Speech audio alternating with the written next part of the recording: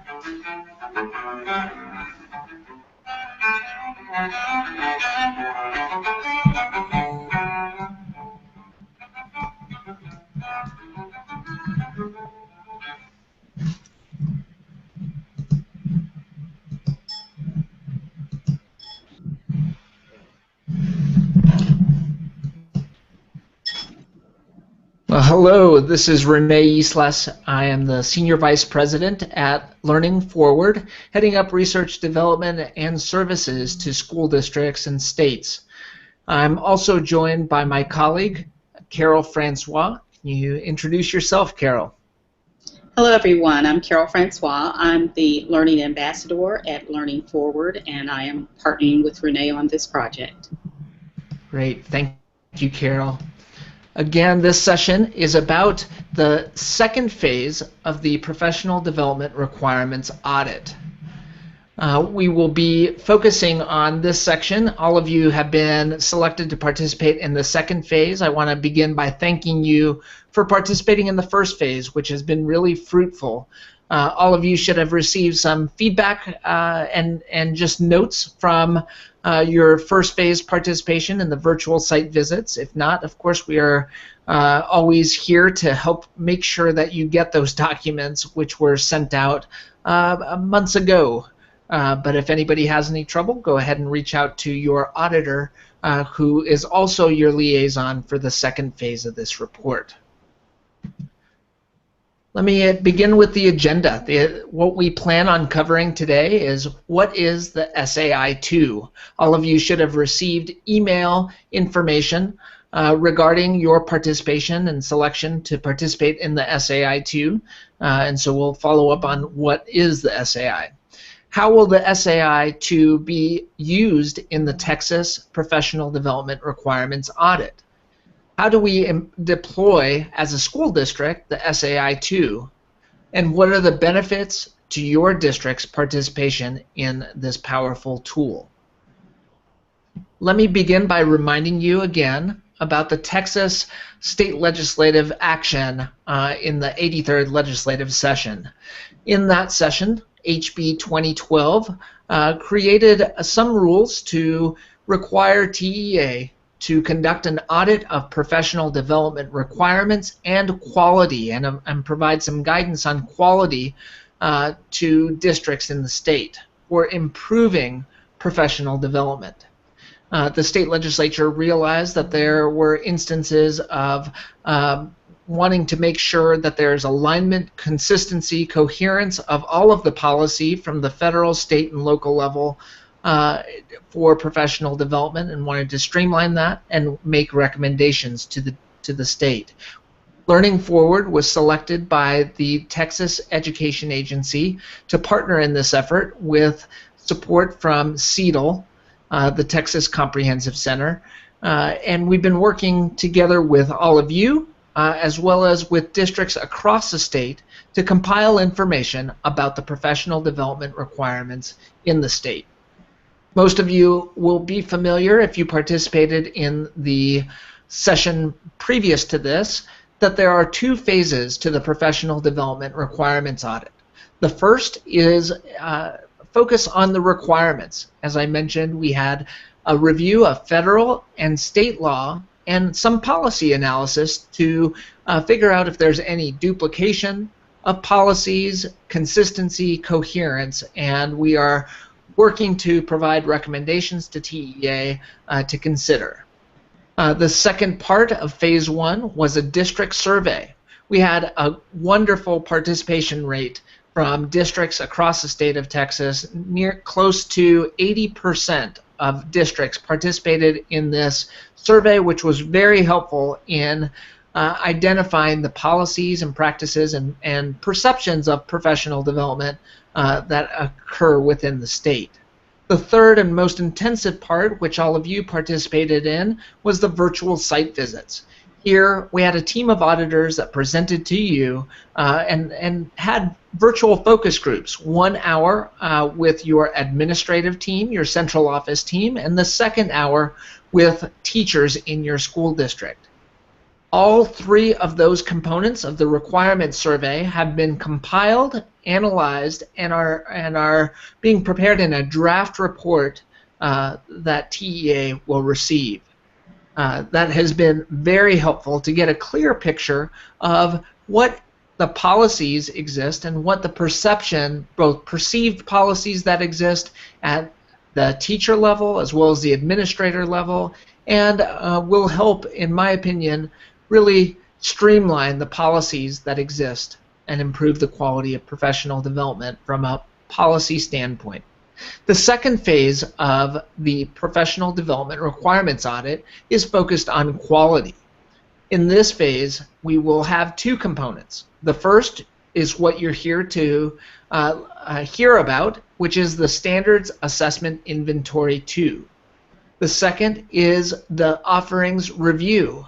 So this is a look at all of the CPE providers within the state that are offering services to districts and schools within your districts. We are gauging whether they are offering professional development in alignment with the quality standards, the standards for professional development that are recognized internationally. Through the SAI, and I'll delve into this in a little bit deeper, in a deeper way, the SAI2 will focus on teachers' perceptions of quality of professional development that they experience in the schools. When we are able to compile all of the data from the requirements and the quality audit, we will be able to present a clear picture of Texas education agencies' view of professional development across the state. So with that, let me begin with a little bit more information about the Standards Assessment Inventory. The Standards Assessment Inventory 2 is a research-based perception survey created by Learning Forward. Learning Forward has implemented the SAI2 in districts across the state, all the way from Washington State to Washington, D.C. So definitely cross-country. We have even had participants take it in other countries, including Canada and in the Middle East. The survey consists of a 50-item survey on the really trying to discern what the presence of behaviors associated with each standard for professional learning. The survey is designed to collect staff members, and this is important for all of you to understand that it is about practitioners, school-based educators that are working and their experience with the professional development that they're exposed to. The third is measurement of professional learning as a school, as that level of analysis. The purpose of the SAI is really to understand, as mentioned before, the perceptions of professional learning. We also focus on determining the degree of success or challenges that the school is facing in implementing professional learning across those standards and the quality of professional learning against the standards. All of this will be available to you to get a quick read on what educators think that they are experiencing. It's important to note that this research-based instrument has been heavily validated and deemed reliable by an independent team of researchers to measure the quality of professional learning as aligned to the standards for professional learning. So in other words, what teachers report is very close and very valid and reliable indicator of what is actually happening within the schools. I'm going to turn this over to Carol in just a second to allow her to talk about the implementing and deploying the SAI within your school district. Carol? Thank you, Renee, and welcome everyone to the implementation process for delivering the SAI to your schools and administering it. By now, you should have received an email from your auditor that contained instructions on the process to follow and the tools that you'll need in order to have each of the instructional staff in the schools in your district take the SAI-2. The tools that you should have received by now that were attached to that email were the SAI-2 Coordinator's Quick Start Guide, the SAI-2 Survey User, or the SAI Survey User's Guide, a cover letter from myself, and customized directions for taking the online SAI-2. And those are customized because each one of the documents has the name of your each school in your district, along with a unique identifier known as a token. The items on this slide that you see that are asterisked are items that are to be sent to the campuses. These are the items that will help them understand what the SAI-2 is and how they can access the online tool for taking the assessment. So now that you know what your tools are, here are the steps for administering the SAI-2. The first step is to contact each campus level administrator that has one of those customized forms and explain to that individual that his or her campus has been chosen to participate in the administration of the SAI-2. At that time, you are to help that administrator choose a date and time to administer the SAI-2. Many districts have found it, and many campuses have found it easy to do by administering this during a faculty meeting if all of the staff have access to a computer. However, that is not necessarily the way that it must be done. As long as the SAI is completed, the administration is completed by the end of October. It can either be done at one sitting with all of the staff together in a room or in a lab, or it can be done individually when people have access to their own computers, laptops, or mobile devices.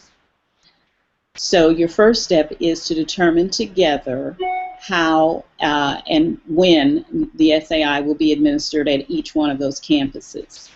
The second step is to review the SAI-2 administration instructions with the campus level administrators.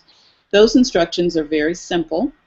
They are on the customized forms that were sent, customized and personalized directions for taking the online SAI-2. And the intention is that each person in that school would log on to the website and take the online assessment, which takes about 20 minutes. And so your responsibility as the district coordinator, the district contact, is to make sure that the principal at that building understands that each person is expected to take the survey. Step 3, and you can do this simultaneously with Step 2, it doesn't matter, but Step 3 is basically to send either by email or hard copy the cover letter that you have received that explains what the SAI-2 is and why the instructional staff are being asked to take this. And there will, you should also send only that school's personalized directions for taking the online SAI-2. And you'll know which ones to send because each form has the name of the school at the top of the form. So please don't send out all forms to all schools. Only send one form to one school. And then Step 4 is basically to check immediately before or after the administration with the campus level administrators to see if they have any need of assistance, or after the administration if they have any questions. If they have any need of assistance before administration, please contact your auditor and we will ensure that that assistance is provided immediately. After the administration, there may be some questions about what happens to the material and so on, and some of that will be answered in this webinar. But again, if someone should ask you about that, you're welcome to contact your auditor, who will follow up with that individual. So those are the 4 steps: contacting your campus level administrator, working with them to make sure that they understand what to do, and then making sure they have the materials.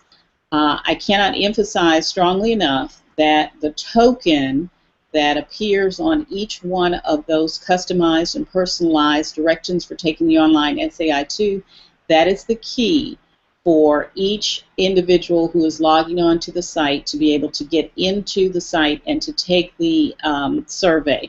Each school has a unique identifier, and so it is very important to only send the customized document to the school that has that school's name on it. So those are our steps, and I will now give it back to Renee to continue explaining the SAI process and how it will be helpful.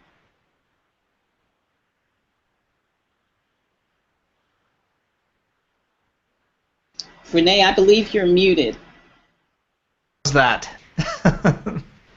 That much better. Well, I want to make a couple different points just to add on to your conversation, and that is that the SAI2 will only be used at the state level based on cluster reports. In other words, school districts that are clustered together in metropolitan areas like rural school districts, as well as large urban school districts, will be clustered together just in the same manner that the virtual site visit reports were put into. No individually identified schools or districts will be included in the reporting to TEA. As we talk a little bit about the different benefits that there are for your participation in the survey, that will become more clear as to why we have done that. 1, to protect your privacy, but then 2, to really give you, as district participants, the opportunity to get access to support to improve the quality and professional development in your own districts. Many of you have told us how valuable the virtual site visits were to cause some reflection. This is an opportunity to really give some direct feedback based on what teachers perceive professional development as being in your school district, or at least what they are experiencing. The very first tool after the completion of the survey in October, you will immediately get from your auditor a copy of these reports. These reports will be aggregated in 2 different ways. One is disaggregated by school level. Again, no individual teachers will be identified in this survey, just school level data for those schools that complete more than 10 survey instances to protect anonymity. You will get reports that show the overall standard averages. How did your teachers in that particular school believe that they were exposed to professional development in alignment to those standards? Averages by question to help you delve a little bit deeper, and then overall standard averages. In addition to the reports at the school level, you will receive reports at the district level that are private and only for you to see. You can feel free to disseminate those at the school-based level or share them with whomever you'd like, but they will not be submitted to TEA in that form.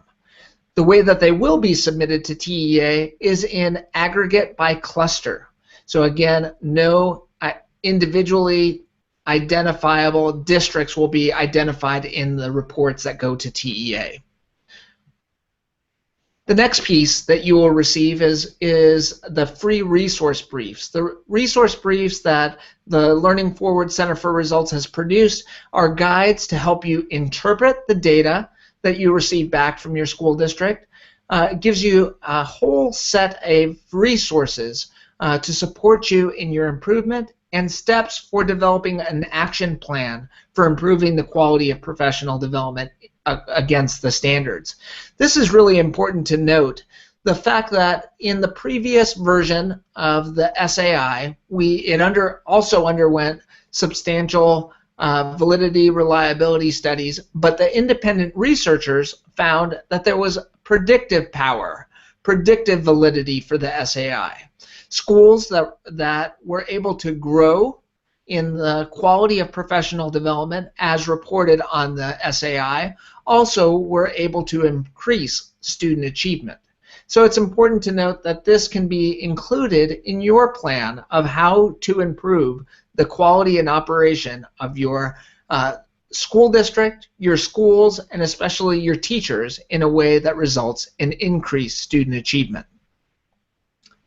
The final piece that I just want to say is that we need your support. We've done an important thing in assigning all of those auditors that you had access to in your initial virtual site visits. We've reassigned them to you to support you in implementing the SAI. Again, we need your communication, your encouragement, and to connect with your schools and districts, to the districts and the schools within your district, to make sure that we get a clear reading of the quality of professional development at the cluster level. All of that will go into the comprehensive reports that will be done by the end of December that TEA will use to begin to develop some guidance for the state legislature and how they can support you in improving the quality of your professional development. Before we move on to some questions, I want to go ahead and throw out our contact information. I'm going to put my contact information up here. You also have contacts from your auditors. The first line of defense for you is obviously to contact your auditors, who will be able to get you and connect you with any technical support. But if you have any additional questions, feel free to contact me. Again, my name is Renee Islas. I'm the Senior Vice President of Learning Forward's Research and Development Office, and you can reach me at the email listed above.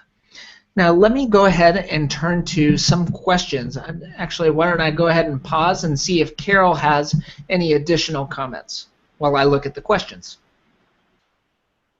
No, Renee, I don't have any additional comments other than to reiterate what you just said about contacting your auditors for support. The auditors are available to you by email, by phone if necessary, to clarify any questions for you. They have access to our technical support and will be able to resolve those issues very quickly for you.